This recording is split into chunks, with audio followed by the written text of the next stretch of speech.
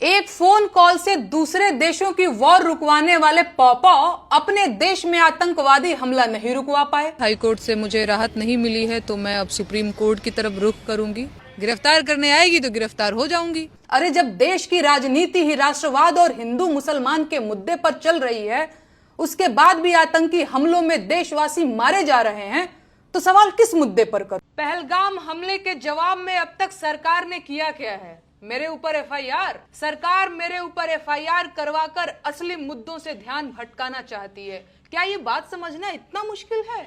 मैं आपको बता दूं, मैं बिल्कुल कहीं फरार नहीं हूँ, मैं यही लखनऊ में ही हूँ। हिंदू धर्म खतरे में है क्योंकि देश भर के सारे लफंगे हिंदू धर्म के ठेकेदार बने टहल रहे हैं। पुलिस की तरफ से अब तक मुझे कोई भी नोटिस नहीं मिला है, हजरतगंज थाने की तरफ से भी नहीं, लंका थाने की तरफ से भी नहीं। औरत पे जोर दिखावे कैसा मर्दाना, साहब छोड़ दो ना बेटी बहुओं को धमकाना, साहब छोड़ दो ना बेटी बहुओं को धमकाना। सच बोलना, हक की बात बोलना धीरे धीरे क्या खत्म हो जाएगा। ऐसा हम क्यों कह रहे हैं, इसके पीछे कारण है। जी हाँ, नेहा सिंह राठौर को इलाहाबाद हाईकोर्ट से बड़ा झटका, अग्रिम जमानत खारिज। नमस्कार, मेरा नाम हैदर अब्बास नकवी है और आप लोग मुझको इस वक्त द स्वतंत्र पर देख रहे हैं। आज बात गायिका, लोक गायिका नेहा सिंह राठौर की। इलाहाबाद हाईकोर्ट की लखनऊ पीठ ने लोक गायिका और social media activist Neha Singh Rathore की अग्रिम जमानत याचिका खारिज कर दी। हाई कोर्ट से मुझे राहत नहीं मिली है तो मैं अब सुप्रीम कोर्ट की तरफ रुख करूंगी।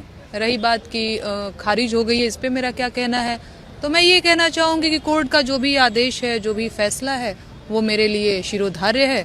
मैं उसका सम्मान करती हूँ। गिरफ्तार हो जाऊंगी, रिएक्शन क्या रहेगा? भागूंगी थोड़े ना। गिरफ्तार करने आएगी तो गिरफ्तार हो जाऊंगी, गोली मारने आएगी तो गोली खा लूंगी। मैं पिछली बार भी मैंने बोला था, सूली पे चढ़ाने आएगी सूली पे लटक जाऊंगी। करना कुछ नहीं है, भागना नहीं है मुझे। फरार और फरार नहीं होना मतलब। तो मैं अब सीना चीर के तो हनुमान जी की तरह नहीं दिखा सकती हूँ। मैं यही बता सकती हूँ कि नोटिस मुझे नहीं मिला है और दबिश दे रही तो यही लखनऊ में ही तो हूँ। अगला जो मेरा स्टेप होगा वो मैं अपने वकील से परामर्श ले रही हूँ। अब उनसे राय मशवरा करने के बाद जो भी ठीक लगेगा वो किया जाएगा। कोर्ट ने माना कि मामला गंभीर है और जांच से पहले गिरफ्तारी से सुरक्षा देना उचित नहीं होगा। ये फैसला उनके पहलगांव आतंकी हमले के बाद किए गए ट्वीट से जुड़ा है, जिसमें प्रधानमंत्री नरेंद्र मोदी पर सीधी टिप्पणी की गई थी। एक फोन कॉल से दूसरे देशों की वॉर रुकवाने वाले पॉपा अपने देश में आतंकवादी हमला नहीं रुकवा पाए और अंधभक्त मुझसे कह रहे हैं कि ऐसी बातों पर राजनीति और सवाल मत करो। तो किस बात पर सवाल करूं? शिक्षा पर, जिसे मुद्दा ही नहीं समझा जाता, या स्वास्थ्य पर, जिस पर सवाल करना अब आउट ऑफ फैशन हो गया है? बोलो किस पर सवाल करूं? बेरोजगारी पर, जिसके जवाब में तुम्हारे अब्बा हुजूर पकौड़ा तलने की सलाह देते हैं? अरे जब देश की राजनीति ही राष्ट्रवाद और हिंदू मुसलमान के मुद्दे पर चल रही है, उसके बाद भी आतंकी हमलों में देशवासी मारे जा रहे हैं, तो सवाल किस मुद्दे पर करूं? 56 इंच की छाती पर देश के सारे मुद्दों को समेट देने वाले मोदी जी की सरकार में आतंकवादी हमले होंगे और नागरिकों की हत्या होगी, तो सवाल क्या मोहम्मद अली जिन्ना और नेहरू जी से पूछा जाएगा? नागरिकों की मौत और आतंकवादी हमलों पर सवाल क्यों नहीं पूछा जाना चाहिए भाई? इन सवालों से इतना डर क्यों रहे हैं आप?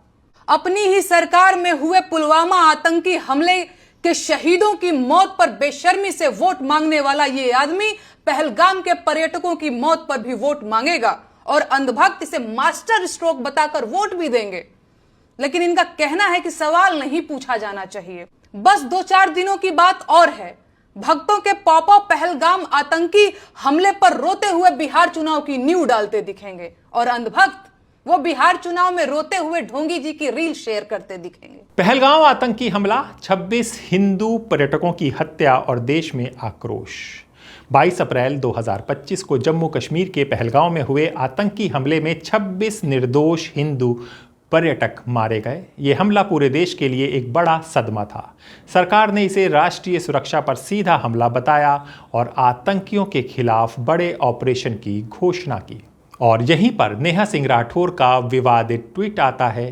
क्या लिखा था जिसने मामला बढ़ाया? हमले के तुरंत बाद नेहा सिंह राठौर ने सोशल मीडिया पर एक पोस्ट किया जिसमें प्रधानमंत्री की बिहार में हो रही राजनीतिक रैली पर सवाल उठाया। उन्होंने सरकार पर आरोप लगाया कि वो इस त्रासदी का राजनीतिक लाभ उठा रही है। इसी पोस्ट के बाद उनके खिलाफ एफआईआर दर्ज हुई। पहलगाम हमले के जवाब में अब तक सरकार ने किया क्या है? मेरे ऊपर एफआईआर? सरकार मेरे ऊपर एफआईआर करवाकर असली मुद्दों से ध्यान भटकाना चाहती है। क्या ये बात समझना इतना मुश्किल है? अरे दम है तो जाइए आतंकवादियों के सिर लेकर आइए। अपनी नाकामी का ठिकरा मेरे कपार पर मरने की कोई जरूरत नहीं है। जैसे लोकतंत्र में एक एक वोट जरूरी होता है, वैसे ही एक एक सवाल भी जरूरी होता है। और सरकार को सारी दिक्कत मेरे सवालों से है, इसीलिए वो मुझसे सवाल पूछने से रोकना चाहते हैं। असली सवाल ये है कि पहलगाम हमले के जवाब में आपने अब तक किया क्या है? कितने आतंकवादियों के सिर लेकर आए आप? देश ने आपको पाकिस्तान जाकर बिरयानी खाने के लिए चुना था क्या? है कोई जवाब? दरअसल नहीं है। बस हर सवाल के जवाब में नोटिस भेज दो, एफआईआर करवा दो, गालियां दिलवा दो, नौकरी छीन लो, अपमानित कर दो, डरा दो। इसे आप राजनीति कहते हैं? अगर ये राजनीति है तो फिर तानाशाही क्या है? मैं इस देश की जनता से पूछना चाहती हूं, क्या यही पाने के लिए आपने वोट दिया था कि सवाल पूछने पर आपको देशद्रोही और गद्दार कह दिया जाए? भाजपा देश नहीं है, प्रधानमंत्री भगवान नहीं है। लोकतंत्र में आलोचना तो होगी, सवाल भी पूछे जाएंगे। मेरे सवालों से इतनी दिक्कत है तो सत्ता छोड़कर विपक्ष में आ जाइए, सवाल नहीं पूछूंगी तब मैं। अब हम आपको बताते हैं कि किन गंभीर धाराओं में दर्ज हुआ केस, बीएनएस और आईटी एक्ट की पूरी जानकारी। लखनऊ के हजरतगंज थाने में नेहा सिंह राठौर पर भारतीय न्याय संहिता 2023 बीएनएस की धारा 196, 353 और 152 के साथ सूचना प्रौद्योगिकी अधिनियम 2008 की धारा 69A के तहत केस दर्ज किया गया। इन धाराओं में लोक सेवकों के नाम में बाधा, विध्वंसकारी कृत्य और राष्ट्रीय अखंडता को नुकसान पहुंचाने जैसे गंभीर आरोप शामिल हैं। दरअसल वो गीत नहीं था, मेरा एक स्टेटमेंट था। जब पहलगाम में जो हमला हुआ था, आतंकवादी हमला, तो उसमें बहुत सारे लोग मारे गए थे। तो मैंने प्रधानमंत्री जी को टैग करते हुए ट्विटर पे एक सवाल पूछ लिया था कि इतने सारे सैलानियों के लिए, इतने सारे पर्यटकों के लिए वहां पे सुरक्षा की व्यवस्था क्यों नहीं थी, इसका जिम्मेदारी कौन लेगा? तो यही बस मैंने सवाल पूछा था। तो जगह जगह पे मेरे खिलाफ शिकायतें, लंका थाने में तो शायद 300 या 400 शिकायतें भी दर्ज कराई गई थी और एक एफआईआर हजरतगंज थाने में भी। तो वही मामला था जिसको लेकर के अभी अफवाह उड़ा रहे हैं लोग कि मैं फरार हूं। मैं आपको बता दूं, मैं बिल्कुल कहीं फरार नहीं हूं, मैं यही लखनऊ में ही हूं। मुझे पुलिस की तरफ से, न हजरतगंज थाने की तरफ से, न लंका थाने की तरफ से अब तक कोई नोटिस मुझे मिला नहीं है। रही बात मेरे दरवाजे पे नोटिस चस्पा करने की, तो आप भी हैं, कैमरा खोलिए, चलिए मेरे घर पे, मैं यही गोल्फ सिटी में ही रहती हूँ, तो जा करके देख लीजिए कि क्या कोई नोटिस है वहाँ पे या नहीं है। मुझे किसी ने नोटिस नहीं दिया है, ये सब झूठ बात है। कोर्ट ने क्यों कहा प्रधानमंत्री के नाम पर अपमानजनक इस्तेमाल किया गया है? जस्टिस बृजराज सिंह की पीठ ने टिप्पणी की जिन ट्वीट्स में प्रधानमंत्री का सीधा उल्लेख किया गया, उनमें शब्दों की भाषा और समय दोनों संवेदनशील और आपत्तिजनक थे। कोर्ट ने माना कि आतंकी हमले के तुरंत बाद इस तरह की पोस्ट सार्वजनिक व्यवस्था को प्रभावित कर सकती है। ये एफआईआर जो है वो शायद जून के महीने में हुई थी और पहलगाम में जो आतंकवादी हमला हुआ था तो उसी से संबंधित ये देशद्रोह का मुकदमा मेरे खिलाफ दर्ज हुआ था। एक हजरतगंज थाने में, 300-400 शिकायतें लंका थाने में और एक एफआईआर लंका थाने में भी। तो उसी से संबंधित पता नहीं, ये अचानक से सोशल मीडिया पे और मीडिया में भी, बहुत सारे अखबारों ने भी मेरे खिलाफ ये छापना शुरू कर दिया कि 11 मुल्कों की जो पुलिस है वो नेहा सिंह राठौर की तलाश कर रही है और जगह जगह पे वो भागती फिर रही हैं, वो फरार हैं। मैं आप लोगों को भी बता देना चाहती हूँ कि ये सब एक अफवाह है। मैं इसका खंडन करती हूँ। मैं अपने घर पे हूँ और बिल्कुल सुरक्षित हूँ और मैं लखनऊ में हूँ। पुलिस की तरफ से मुझे अब तक कोई भी नोटिस नहीं दिया गया है और अगर पुलिस नोटिस लेकर के आती है तो मैं बिल्कुल रिसीव करूंगी, उनको मैं अपने घर पे मिलूंगी। अब बात करते हैं अभिव्यक्ति की आज़ादी बनाम सार्वजनिक व्यवस्था। कोर्ट की संवैधानिक व्याख्या। कोर्ट ने साफ किया कि संविधान का अनुच्छेद 19(1)(a) नागरिकों को अभिव्यक्ति की स्वतंत्रता देता है, लेकिन सुनिएगा ये बात, लेकिन ये स्वतंत्रता पूर्ण नहीं है। ये सार्वजनिक व्यवस्था, शालीनता और नैतिकता के अधीन है।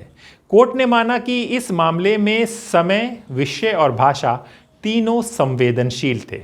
हाँ, हिंदू धर्म खतरे में है क्योंकि देश भर के सारे लफंगे हिंदू धर्म के ठेकेदार बने टहल रहे हैं।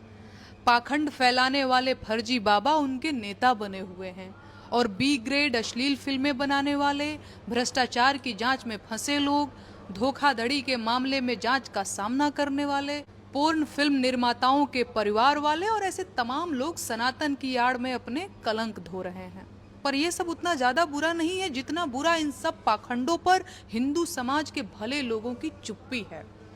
150 करोड़ की आबादी में 100 करोड़ से ज्यादा हिंदू हैं, लेकिन बताया जा रहा है कि हिंदू खतरे में है और उसे कट्टर होने की सीख दी जा रही है। अब इससे बड़ी ठगी और क्या होगी। सारे जाहिल खुद को कट्टर हिंदू कह रहे हैं, जबकि सच ये है कि हिंदू कट्टर हो ही नहीं सकता। कट्टरता तो इतनी बुरी चीज है कि एक कट्टर समझदार भी दरअसल मूर्ख ही होता है। ऐसे में इन बेवकूफियों पर हिंदू धर्म के दर्शन को समझने वाले और लोकतंत्र को मानने वालों की चुप्पी मुझे खल रही है। ये चुप्पी खतरनाक है। सभी को दिख रहा है कि हिंदू धर्म और सनातन की ध्वजा ऐसे लोगों के हाथ में आ गई है जो इस देश को सांप्रदायिकता की आग में झोंकना चाहते हैं, लेकिन ये लोग चुप हैं। ये चुप्पी भयानक है और मैं चुप नहीं रहूंगी। मैं पूछूंगी कि भगवान राम के नाम पर सरकार बनाने वाले लोग खुद श्री राम के आचरण में कितना विश्वास करते हैं। भगवान राम के नाम पर सांप्रदायिकता का नारा लगाने वालों ने भगवान राम के चरित्र से क्या सीखा। शबरी के जूठे बेर खाने वाले श्री राम जी के ये नकली भक्त देश भर में दलित समाज का अपमान क्यों कर रहे हैं। कभी उन पर पेशाब कर रहे हैं, कभी उनको पीट पीट कर मार डाल रहे हैं। क्या ये किसी को नहीं दिख रहा? क्या यही हिंदू धर्म है? हिंदू धर्म को कलंकित करने वाले ये पाखंडी लोग महिलाओं के लिए गंदी गालियां देते हैं। मैं अपने देश के प्रधानमंत्री से सवाल पूछती हूँ तो मुझसे मेरा रेट पूछते हैं। क्या यही सनातन है? सच बात यह है कि इस देश में अब धर्म के नाम पर जो कुछ भी हो रहा है वो धर्म नहीं अधर्म है, और जो भी सज्जन इस अधर्म पर चुप हैं, हिंदू धर्म को सबसे ज्यादा नुकसान वही पहुंचा रहे हैं। मैं पूछती हूँ, क्या हिंदू धर्म इतना कमजोर हो गया है कि उसकी ध्वजा उठाने के लिए स्वच्छ आचरण का एक भी आदमी नहीं है? जिस पाखंडी ने महाकुंभ की भगदड़ में मारे गए लोगों का अपमान किया, क्या पूरे हिंदू समाज को उससे कोई आपत्ति नहीं है? देश भर में धर्म की आड़ में सांप्रदायिकता फैलाने का अभियान चलाया गया है, जिसे सरकार का समर्थन मिला हुआ है। क्या ये चुप रहने का समय है? अपनी चुप्पी तोड़िए, सच को सच और झूठ को झूठ कहिए, और गलती से भी अगर मन के किसी कोने में हिंदू राष्ट्र का लालच बिठाए हों तो उसे निकाल फेंकिए, क्योंकि जिस दिन ये लोग पूरी तरह सफल हुए उस दिन इस देश में हिंदुओं का नहीं, भाजपा और अदानी का राज चलेगा, और तब आप कुछ नहीं कर पाएंगे। उधर नेहा सिंह राठौर के वकील का पक्ष ये था कि ये सिर्फ राजनीतिक असहमति थी। राठौर के वकील ने दलील दी कि उनके ट्वीट सरकार की आलोचना, असहमति की अभिव्यक्ति थे जो लोकतंत्र का हिस्सा हैं। उन्होंने कहा कि जब तक हिंसा भड़काने या देश की सुरक्षा को सीधा खतरा पहुंचाने की मंशा साबित ना हो तब तक इसे अपराध नहीं माना जाना चाहिए। अब वो हाई कोर्ट से शायद नेहा सिंह राठौर सुप्रीम कोर्ट का दरवाजा खटखटाएंगी। पुलिस की तरफ से अब तक मुझे कोई भी नोटिस नहीं मिला है, हजरतगंज थाने की तरफ से भी नहीं, लंका थाने की तरफ से भी नहीं, तो पुलिस की तरफ से मुझे कोई नोटिस नहीं मिला है। दूसरी चीज, जो एक माहौल क्रिएट कर रहे हैं अंधभक्त कि मैं फरार हूं, मैं गिरफ्तार हो गई हूं, कल भी कुछ अफवाह ऐसे उड़ा रहे थे। भाई मैं यहाँ हूँ, घर पे हूँ, सुरक्षित हूँ, और मैं मीडिया से बातचीत भी कर रही हूँ। वहीं राज्य सरकार की आपत्ति भी समझ लीजिए। विदेशियों तक शेयर हुए ट्वीट राष्ट्रीय सुरक्षा खतरे में। राज्य सरकार की ओर से कहा गया कि राठौर की पोस्ट पाकिस्तान समेत विदेशों में शेयर की गई, जिससे भारत की छवि और राष्ट्रीय सुरक्षा पर नकारात्मक असर पड़ सकता है। सरकार ने यह भी आरोप लगाया कि इन पोस्ट से हिंदू मुस्लिम तनाव भड़काने की कोशिश की गई। On the basis of which we are sitting over here, and from the night of the 6th, 7th May, you are seeing this blatant aggression that has taken place from media. What is the reality of that? Please run the first clip. देश में अब तक के सारे बड़े आतंकी हमले भाजपा की सरकार में हुए हैं और भाजपा की सरकार आते ही देश और देशवासी सभी खतरे में आ जाते हैं। पहलगाम हमले के बाद से ही सरकारी कवियों ने पाकिस्तान के खिलाफ मोर्चा खोल दिया है और वीर रस की कविताएं पढ़ना शुरू They कर are all दी। Indians. देश के गृह मंत्री ने This is अपना Indian इस्तीफा public. क्यों नहीं लिखा और प्रधानमंत्री को हमले के तुरंत बाद आतंकियों को धमकाने के लिए बिहार में रैली करने की क्या जरूरत? हम आपको ये भी बता दें कि पहले भी खारिज हो चुकी हैं एफआईआर रद्द करने की याचिका। नेहा सिंह राठौर ने पहले हाईकोर्ट में एफआईआर रद्द करने की याचिका दाखिल की थी, जिसे 19 सितंबर 2025 को खारिज कर दिया गया था। कोर्ट ने तब भी उन्हें जांच में सहयोग करने का निर्देश दिया था। सुप्रीम कोर्ट से भी राहत नहीं, जांच जारी रखने का रास्ता साफ है। इसके बाद राठौर सुप्रीम कोर्ट का रुख किया, लेकिन 13 अक्टूबर 2025 को वहां से भी उन्हें कोई राहत नहीं मिली। सुप्रीम कोर्ट ने जांच में हस्तक्षेप से इनकार करते हुए कहा कि औपचारिक आरोप तय होने के बाद वो कानूनी आपत्तियां उठा सकती हैं। तो क्या होगा नेहा सिंह राठौर का? क्या उनको जेल में बंद किया जाएगा? क्या उनको अरेस्ट किया जाएगा? जो भी होगा, द स्वतंत्र आपको सब बताएगा। तो अपने दोस्त हैदराबाद नकवी को इजाज़त दीजिए और सच्चाई का साथ दीजिए। स्वतंत्र को लाइक, सब्सक्राइब और शेयर करते रहिए। औरत पे जोर दिखावे कैसा मर्दाना, औरत पे जोर दिखावे कैसा मर्दाना, साहब छोड़ दो ना बेटी बहुओं को धमकाना, साहब छोड़ दो ना बेटी बहुओं को धमकाना। बात बात पे ये एफआईआर करवाना, बात बात पे ये एफआईआर करवाना, साहब छोड़ दो ना बेटी बहुओं को धमकाना, साहब छोड़ दो ना बेटी बहुओं को धमकाना। छोटी छोटी बातों पे हो जाते हैं वो फायर, छोटी छोटी बातों पे हो जाते हैं वो फायर, अमेरिका के कहने पे कर देते सीज फायर। दुनिया भर में भारत का नाक कटवाना, दुनिया भर में भारत का नाक कटवाना, साहब छोड़ दो ना बेटी बहुओं को धमकाना, साहब छोड़ दो ना बेटी बहुओं को धमकाना।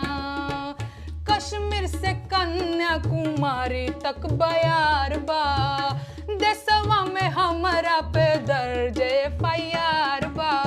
मान जाओ साहेब हमको गाने दो ना गाना, मान जाओ साहेब हमको गाने दो ना गाना, साहेब छोड़ दो ना बेटी बहुओं को धमकाना, साहेब छोड़ दो ना बेटी बहुओं को धमकाना।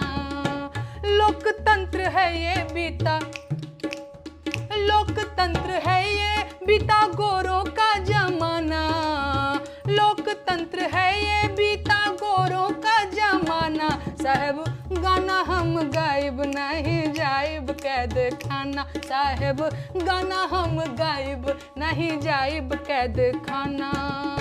हम हैं आम जनता नहीं हमको आजमाना, हम हैं आम जनता नहीं हमको आजमाना, हम जानते हैं कुर्सी पे बैठाना उतरवाना, हम जानते हैं कुर्सी पे बैठाना उतरवाना। मुश्किल है मुश्किल हौसला तोड़ पाना, मुश्किल है मुश्किल, मुश्किल है मेरा हौसला तोड़ पाना, साहब दोनों बेटी बहुओं को धमकाना, साहब छोड़ दो ना बेटी बहुओं को धमकाना। 56 की छाती जाके सीमा पे फूलाना, 56 की छाती जाके सीमा पे फूलाना, लाल लाल आंखें जाके चाइना को दिखाना, लाल लाल आंखें जाके चाइना को दिखाना, साहब छोड़ दो ना बेटी बहुओं को धमकाना, साहब छोड़ दो ना बेटी बहुओं को धमकाना, साहब छोड़ दो ना बेटी बहुओं को धमकाना, साहब छोड़ दो ना बेटी बहुओं को धमकाना।